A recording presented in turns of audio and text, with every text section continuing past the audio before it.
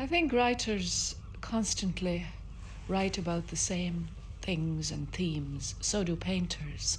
Paul Klee's paintings are recognisable all over the world, but although they seem different, they spring from the same subconscious. So I think it was necessary to write it because I wrote it. But you do revisit in very, very small detail that same area you had covered. Or was it necessary then to? I think I revisited, if I may say so differently. It's not the story we tell as writers, but the point of view from which we tell it. When I wrote my first book, The Country Girls, 15 years ago, it was a book about girlhood and girls observing the adult world around them in a skittish and sort of poignant way. Mother Ireland has the word mother in it rather than the word girls.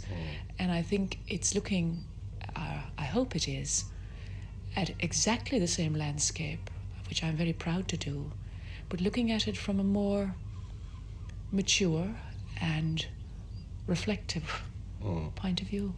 But if I didn't come from Ireland like you and I read this book, I think the picture I have of Ireland would be an extremely superstitious, extremely bigoted, extremely repressed society, almost without humour, almost without laughter, almost without kindness.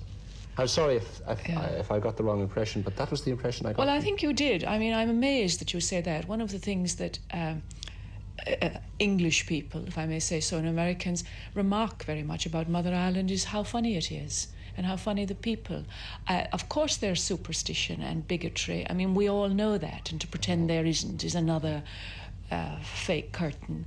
But if you think it doesn't have humour, I think that's really your problem, not mine. I'll give you one quote from that point. At 10 or 11 years, you visited a chapel. You crossed your legs and were asked by an incensed lady to please uncross them at once.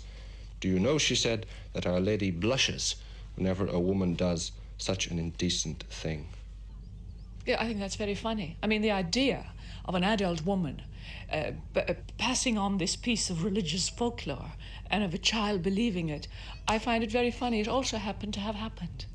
Are you arguing the case about a rejection of Ireland, a complete rejection of Ireland? No, I think, to be very fair to myself, which I'm determined to be, it says in the book, Irish, in truth, I would not want to be anything else. It means being at odds with all other nationalities and having a quite different philosophy about pleasure, about punishment, about life and about death. At least it does not leave us pusillanimous.